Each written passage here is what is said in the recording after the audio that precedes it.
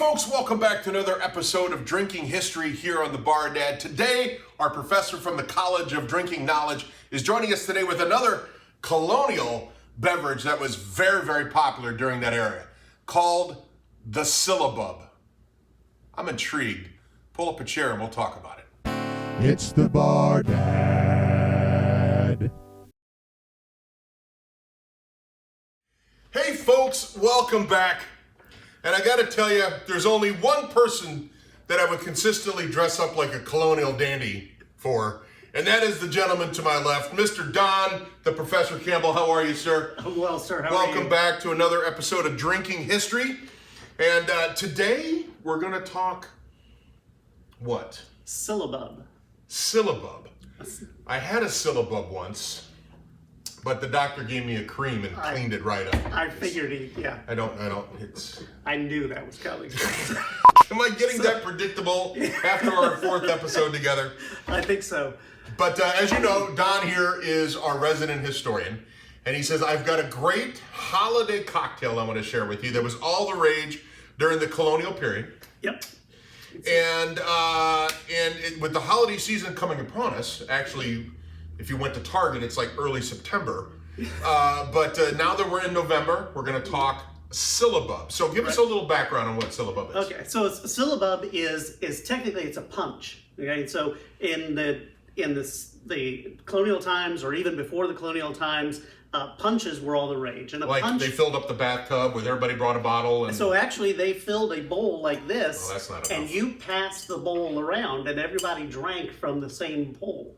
This was pre-COVID. Right? This was pre-COVID. Okay. Post-bubonic plague, but pre-COVID. But a punch referred to any mix of alcohols. So you'd usually have a couple of different kinds of wines, and then you would put fruits in it to make it, and then everybody would drink from that punch. And punches were hugely popular. Because evidently glasses weren't invented till 1805. Exactly. That's right. So no, it was considered the height of the gentleman to pass the bowl and everybody partake in the punch. And in California, they like passing the bowl too. Waka waka. Okay, yeah. All right. So now there was also around in the late 1500s, early 1600s, there was actually a medicinal drink called a posset, and a posset was usually a cream that was curdled with beer or wine, and then you would drink that hot as a remedy. The doctors would go around and give that to everybody as a remedy. Yeah, right. So we're going to give you that drink that's going to make you throw up everything that's making you sick. Exactly. And then we bring in the leeches for the blood. And then we bring in the leeches, exactly. Thank God for the wonders of modern medical science. Cheers to all you people out there. But if you don't heat it, and you just mix the cream with the wine and the citrus, it actually makes a wonderful dessert. And that's what we're going to do today as a Syllabub. So this is an alcoholic beverage you can eat. And you can eat and drink. It's so chunky, you can eat it with a spoon. It's a 2-in-1. You actually drink it and eat it. So we're going to get to that. It's really very simple. I'm intrigued. Before we get into all the ingredients, Syllabub is such a weird name or word for a punch, right? So where did that come from? Honestly, it's not real well known. The word started appearing in the early 1600s. It was on the menu in one of Queen Elizabeth's dinners, and so it was listed there.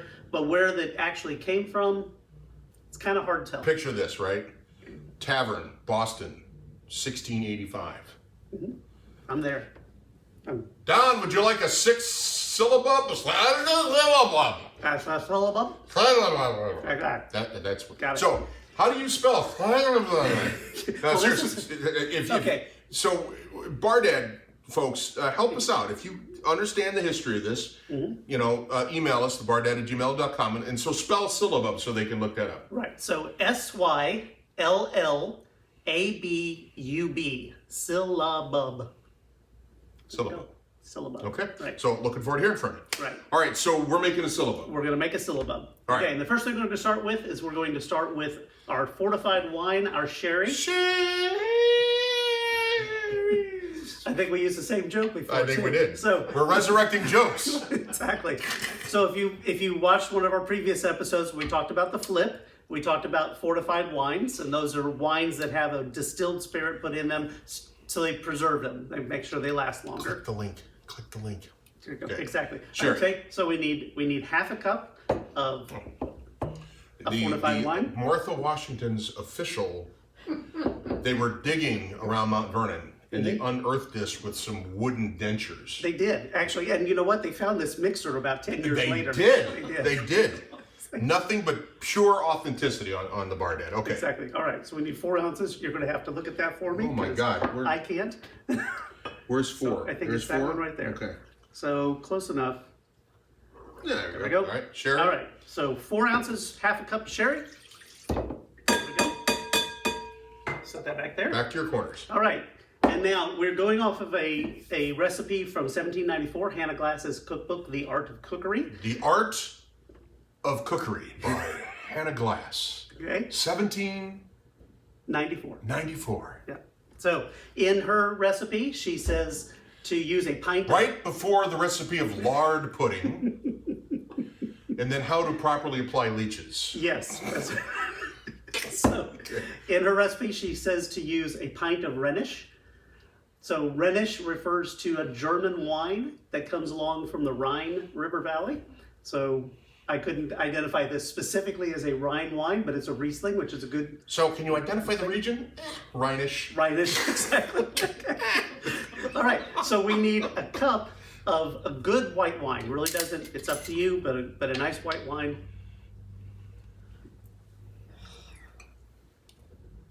Does that work?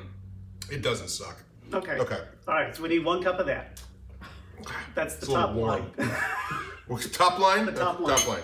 Okay, so, and while you're bringing that up, so a syllabub, modern day, we would think of this as a cold dessert, and you certainly can refrigerate this and do it that way. But in colonial times, we didn't have refrigeration, so this would have been served at room temperature. Better? It actually was not bad. As with most wines, it gets better as you go. Okay. The more you drink, the better it tastes. And the funnier we are. Okay. Yeah, so please, you're gonna zest. please drink up. Okay, we need, yes, the zest and juice of 1.5 lemons. And the zest of a good friend. That too. And the zest is in the yellow part of the lemon, or the green part of a lime, or the orange part of an orange. And it is where all the flavor and the oils are. So we're gonna get all of that in here. Looks like my sink after a morning shave. My professor used zest beautifully. Thanks. It's too big because it's a lime juicer, not a Watch lemon this.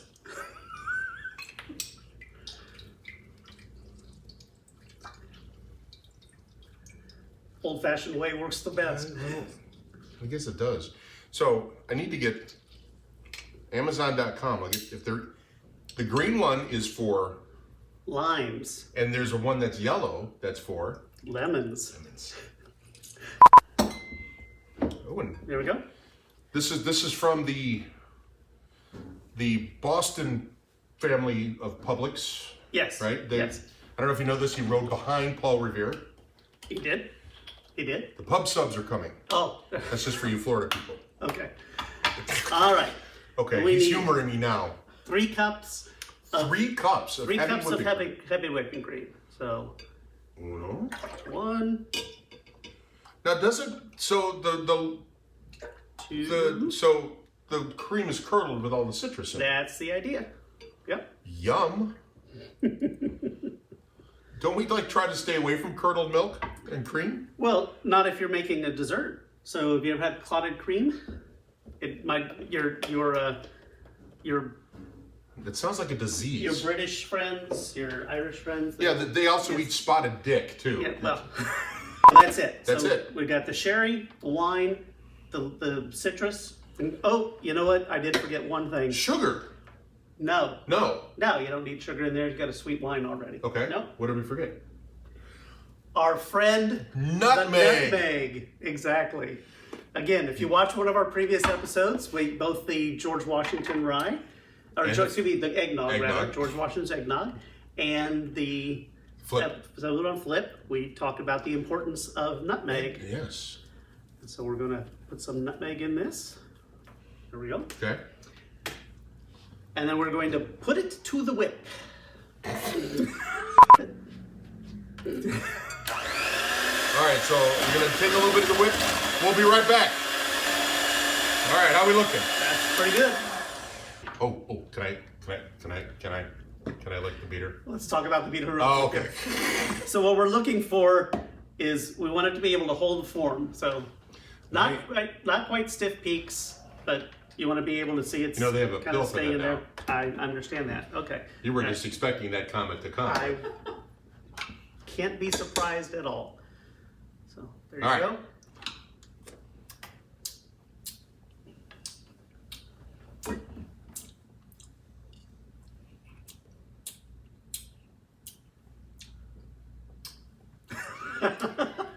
Keep talking, Donnie. Okay. Yeah, That's what it tastes like? it's not done yet. Oh, okay. Never mind. All right. Are you getting it? I'm getting it. Keep going. I'm just gonna Okay. enjoy. All right. Enjoy my- Remember, we talked about this being a punch, okay? So we're going to mix it up a little bit here. And before we put in our Syllabub, we're going to put a little red wine in the bottom here. And then we're going to put the Syllabub on top. And then we're going to have to wait a couple of hours. So we serve it in these glasses and then we have to wait? Yep, we do, okay? Okay. So, because what you're looking for is for the Syllabub to separate and leave some of that white wine to come down into the red wine and make your punch. Boy, I got some zest. Okay, yeah, you should be tasting some lemon in there. You should be tasting maybe, I don't know, we didn't put a whole lot of nutmeg on it, but we can put nutmeg in I the think top. we need more nutmeg. Well, we'll put that in the top when we're on the top of these. You always bring Here we some go. new experiences, Donnie. That's what I'm here for. Yeah. This looks interesting, right? So we've got this giant bowl of this goo, right? So there was no refrigerator. So what did they do with this? This will keep up to 8 or 9 days, and in fact, It's got three cups of heavy cream in it. It does, but it also has a cup and a half of alcohol, which we've talked about before, is a preservative. Will act as a preservative. The same thing was with our eggnog, right? And that we made last year. Same idea with it. Now, in Hannah Glass's cookbook, she actually says to wait 3 or 4 days. It's best after 3 or 4 days. It needs to develop Salmonella? a flavor. Right, so the flavor gets more intense as the time goes on. So you've tried this before. I have So absolutely. what is tried the this intense before. flavor? So Okay. so what I didn't do is I normally like to tell people what I'm tasting, right? So when I was looking at the beater, you got the wine, Yep. you got the citrus. Yep. It was on the sour side. A little bit. A little bit. So you didn't get a lot of the sweetness from the sherry. So what is the flavor that intensifies letting it sit out? The wine. Besides the salmonella. Well, the citrus flavors. The citrus flavors will Become more intense? Exactly right, because they're getting into all of this and they're infusing and all this. So Have they ever used other? I mean, is there other citrus you could use? Grapefruits? Oh, any kind of citrus. So yes, lemons, limes, oranges, grapefruits. Yeah, I'm not sure how well a grapefruit would work. Actually, I don't care for grapefruits. So We won't be using grapefruits. Okay.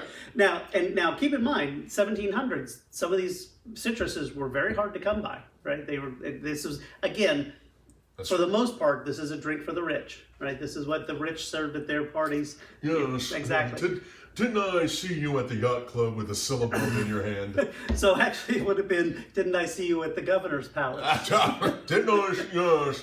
Anyway. Okay. All right. So this is done for now, but we need to let this sit. So we have right? to stare at this so break out the canasta set, right? Break out the canasta set. So without putting it in the refrigerator, this will start to separate pretty well in about 2 hours. If you put it in the refrigerator, it's going to take a little 4 or 5 hours because it's a little slower breaking down in the refrigerator. But what we're looking for is this red wine to become more blush because the white wines and the sherry are separating down into it. And this is a punch. This is a mixture of alcohols, and we just frothed it up with some heavy cream. All right, so we're going to watch the froth for 2 hours in the magic of television. We'll be right back. Hey folks, welcome back again after the magic of television and having this heavy whipped cream dessert punch drink sit on the counter unrefrigerated for 3 hours. We're back to try the Syllabub. All right, so the first thing, one of the reasons we let it sit for long is we needed this separation so that we can see this is the punch. This is the white wine and the red wine mixing together, making a drink that we can drink. And we still have the foam on the top, that whipped cream with the citrus in it that we can eat. So this is a 2-part dessert. And actually, they drank and ate this and still founded our country. They absolutely did. Glasses of the time, you'll find glasses that actually have a glass straw coming out of the side so that you could drink the wine, the punch, and eat the top off at the same time. Now we call that a bong. Yeah. We will take our colonial straws. Oh, colonial straw, bendable straw. Colonial there we go. straw. All right. And we'll put it down into the bottom here so that we'll be able to drink. Oh, it's like thick. Right. And we nutmeg. have our nutmeg, right? So we're going to sprinkle a little nutmeg on the top here. Maybe. There we go. I'm good. Okay, there we go. In here. Okay, so what do we drink or eat first? So eat first and drink as you go, right? All right. So, okay. This is a Syllabub. Right? That's a big bite. It is a big bite. Yeah. I mean, it's got the consistency of pudding. It's a thick whipped cream. Mm-hmm.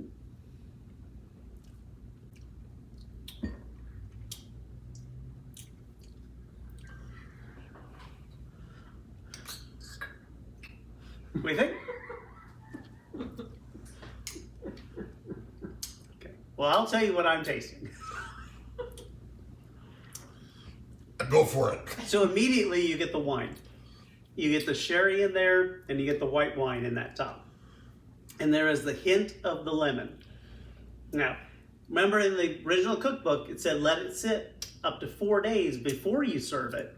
And all that's going to do is develop more of that lemon flavor. You're going to get more of that citrus flavor in there. Okay, so I have a lot of lemon coming at me. Okay, good. Because it is a lemon pudding. Yeah. There's an oiliness to it. Is that from the sherry? That's from the sherry. That's from the fortified wine. Yeah. I guess I expected it to be sweeter. Okay, so you could optionally, if you like it sweeter. The nutmeg is very prominent. Okay, you can put a little more sugar in it as you whip the whipped cream. You can sweeten the whipped cream. I would recommend that. Okay. Personally, like I said, I would. This would be great over a Caesar salad. It's a bit savory for me. Okay. All right. Now let's do the punch at the bottom here. Okay. So let's drink the punch. The bottom. Mm-hmm.